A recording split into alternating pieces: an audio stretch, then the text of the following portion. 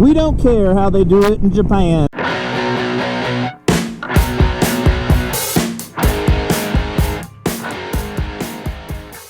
Buongiorno, amici. You didn't think I know how to speak Italian, and I still don't. All right, we're gonna do the 2024 Moto Guzzi Stelvio. So if you're familiar with the Stelvio of the past, which by the way is Moto Guzzi has had a bike named the Stelvio in the past, and it's named after the Stelvio Mountain or the Stelvio Mountain Pass, which is an epic motorcycle trip if you've ever seen it. Giant mountain, and then they just take a bunch of switchbacks all the way up the side of the mountain. Very cool, and it's an epic trip, and so they named an epic motorcycle after it. And this is the newest version, which is their adventure bike or adventure touring bike based on the V100. So 1000cc, water cooled, all one unit with the transmission, wet clutch, meaning clutch is in oil, multi-plate, which is not typical for Moto Guzzi of the past, but is the new future. And then we have a single-sided swing arm and a drive shaft, single monoshock suspension as well, so a drive shaft in the rear. This is not going to be as in-depth and not going to be looking at the bike as much. That's about all you'll get. This is what it's like to ride it. So this is a series I call In the Loop, and it's telling you what it's like to ride motorcycles. Sometimes they're vintage, sometimes they're brand new. This time, brand new. So this bike actually just came out, and in a rare instance these days, this bike was released in the US first. So they actually don't even have this in Italy where they're made. It's February, and the weather's fantastic. It's 50 degrees Fahrenheit, if you're nasty. And on February, that's just unheard of. So unseasonably warm, and we just got these bikes in. This is our demo bike. We do test rides on this. I didn't say where I'm from, but it's Throttle Company. My name is Dylan. I'm from Throttle Company in Columbus, Ohio. It's been a while since it's the winter. I haven't done one of these, so I'm out of practice. But come by and take a test ride if you're interested. If you just want to see what it's like to ride a Moto Guzzi. We're working on this unofficial slogan of Moto Guzzi, which is Moto Guzzi, you just gotta ride it. And I know that sounds simple, but it's one of those things where it's just hard to explain. And so in order for you to get it, you just gotta ride it. Oh, something we can show off. Neutral. So this motorcycle has a thing in the transmission, and I believe past Kawasaki's have the same thing, where when you're stopped, you can only go into first, and then I can only go into neutral. So I can't get second by shifting up. So shift up, neutral, shift down first. Makes staying at a light very easy because you don't have to hunt for neutral. And that's very cool. You can see I jump in. That's just how the new transmissions work. You get a little bit of a jump. I think it's because of that same system that locks it out. We have cruise control on this bike. We have automatic lights, which is what that green light means, and I can turn it off and just have regular lights on. If you don't like green lights on the dash. Red line is about 9,000. We're not going to go anywhere near it. I'm in touring mode. We have different ride modes. So if you're familiar with this compared to the V100, we have sport, we have tour, we have road, and we have off-road. That's a new one for this bike. The suspension on the Stelvio is dumb. And by what I mean by that is on the V100, it's smart. It is electronically controlled. Well, on the highest level one, the V100S, Mandello S. It is electronically controlled, and it's an Öhlins unit. They're like $6,000 suspensions on its own if you just bought it separately. And when you change ride modes like sport, it gets sportier, and when you change to touring, it gets a little bit softer. But this doesn't do that. This is just set it and forget it. It does have adjustments. I don't know if you can see through there, but this shock has the adjustments on it for that fork. And then the rear has a little turn dial to adjust your dampening. I had mentioned this in the first look video, but this is a GPS rail. It actually comes standard. I didn't realize that at the time. This wasn't mounted on there for height in the crate. but you add the GPS rail. It's a standard piece. Everything on this bike is standard. That's how we keep our demo units typically, is just what you see is what you get. I don't want you to think, oh, I really love that windshield, and then it turns out it doesn't come on the bike or something. So everything that you see here is exactly how they come. There's only one version of the Stelvio. There will be a future version that is exactly like this, plus radar, which will be radar, cruise control, and then I've heard, but nobody's seen this yet, but I've heard there will be a rear radar detection, so like lane change lane change notifications, and then if you were going to get rear-ended, I have no idea how that works, but that's the word on the street. We have these hand guards. That's standard equipment. You can add heated grips, but these are not heated by default. Speaking of the windscreen, I can adjust that. We are on windscreen mode here on the dash, and I'm going to push it down. That's as low as it goes, and then I was at its highest point there. I'll go to highest point for sound for doing this video.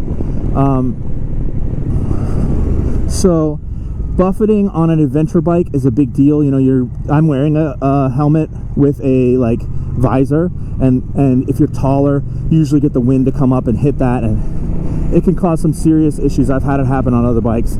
So this screen is very upright, and you notice these little flaps on the clear flaps on the side, those stay, so they're stationary, and then this one is adjustable, so if you're taller, I think it really does help.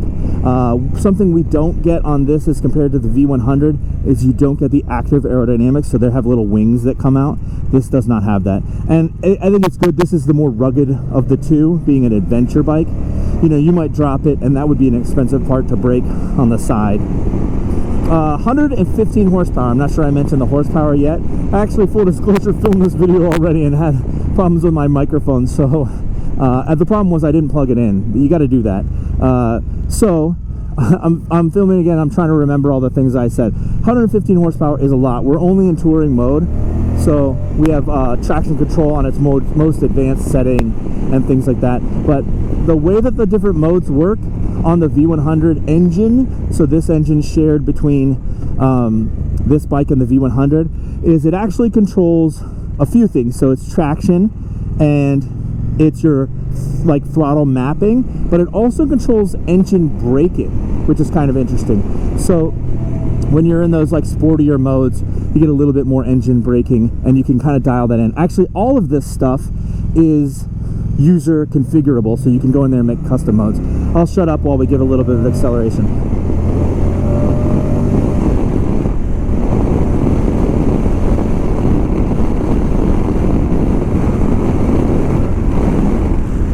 Sixth gear, which is my highest gear.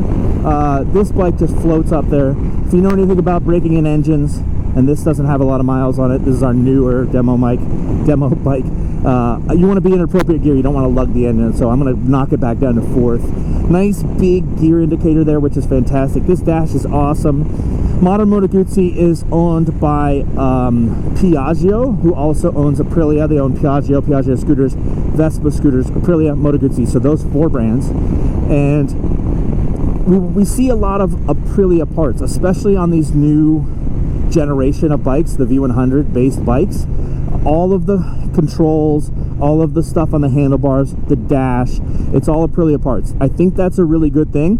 Moto Guzzi is such a boutique brand that it's a better thing to share those components with a bigger company like Aprilia or Piaggio in general, because that's going to mean they're tested, they're available, they are good functioning units if they're shared across a bunch of different bikes, as opposed to just on a bike with a very low production numbers.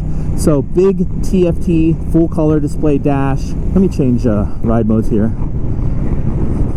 Off-road turns off traction control, because that was that warning in case you couldn't read it. Let me see, I wanted to go to sport and I skipped right past it. All right, so sport. My it's a little cold today. My visor's fogging up.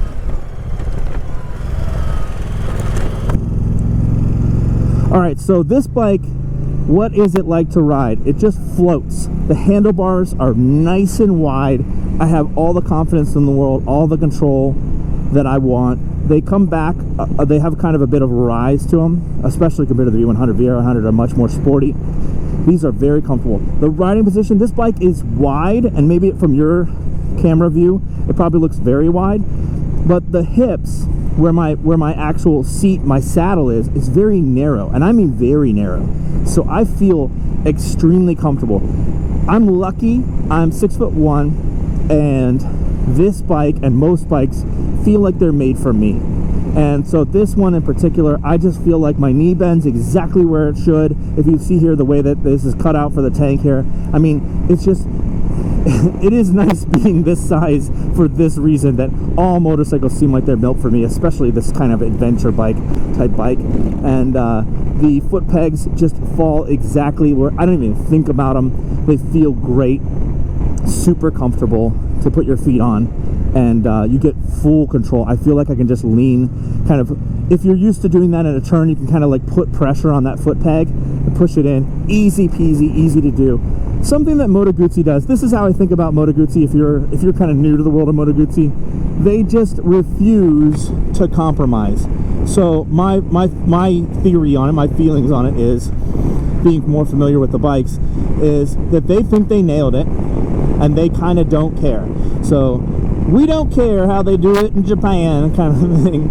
And that's a reference to, we don't care how they do it in California, but that's how they are. And they just feel like, we got it right. We know how a motorcycle should feel and work, and we think shaft drive is the way to go, which on an adventure bike it absolutely is.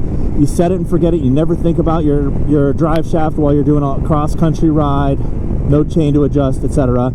And they just feel like they've got it. And something that they never ever compromise, Moto Guzzi never compromises on the brakes and the handling, and this bike is no exception. The handling is just amazing. For a big, tall bike like this, its handling is incredible. It just hugs the road. It's just effortless. Here I'm in a parking lot going nice and slow, and I've never ridden this bike before, and it's just easy peasy. Let's do that neutral finding right there. Effortless. In the past, people have complained about that. It's hard to get used to. Now, I'm not going to say it's difficult or wrong, but Moto Guzzis typically do take some getting used to as far as finding neutral there. And this is, with that new neutral finding system, just incredible. All the stuff you see is standard. I kind of started to mention that. Maybe you can see in the suspension how you adjust it on this side, on this bike. The USB port on there is standard. Like I said, you can easily add heated grips, and that's a simple thing you access through the dash. You can also add the MIA system, which is a multimedia connection, which means you can control your music, your comms, as in your in-helmet communication with other people, and your turn-by-turn direction. So it shows up on the dash, and you punch in you can put it on your phone and punch in your location or your destination, and it shows you like a little abbreviated Google Maps kind of thing. And there's other smaller things, but those are the main benefits that you get from that. This bike is a dream to ride. I had mentioned this earlier, but it's only out in the US right now. It's February 1st, 2024. We got kind of the advanced model, so there's not a lot of accessories out for this one yet. Anything that works on the V100 that also would work on this is out, and you could use that, like a heated grips is one of those. And there's engine guards, but there's not a lot of the like adventure themed stuff. Like there's no body like exoskeleton crash guards. The same bags work on the V100 that work on the Mandello, that work on the Stelvio, but it does have a more robust like rear bag system. This is a fantastic motorcycle to ride. It's everything that I wish the V100 Mandello had as far as riding position. Obviously uses the same engine and transmission, but the riding position is really a dream, and especially for me. I've learned that I bought an older Quota 2000 Moto Guzzi Quota. It's an adventure bike, and I've learned in my time riding motorcycles that what I personally really like from a motorcycle is big wide handlebars, upright riding position, soft suspension, and that's what this one has. We just have this, you know, kind of adventure bike, adventure touring kind of suspension, and that is me in a nutshell. That's exactly what I want from a motorcycle. It looks fantastic. I know the V100 has been out for almost a year now, and I know that it has very few problems. It is a completely new model, so you kind of would expect some of that teething stuff, but it hasn't had any of that stuff you would expect. There was a silly little recall on, sometimes they had gotten a washer on the suspension, and you just bring it in, see if you can rotate it, and that's the check. Very simple stuff, but nothing major, nothing catastrophic that people were kind of holding out, waiting for. So you just got to ride it. Come on in, do a test ride, Columbus, Ohio. Go see your closest Moto Guzzi dealer and do a test ride, because this motorcycle, I can try my best to describe it. I'm not sure this was my best, but this was me trying to describe it, and but you're never gonna get it unless you ride it yourself. This has been Dylan in the Loop. Check out my other videos.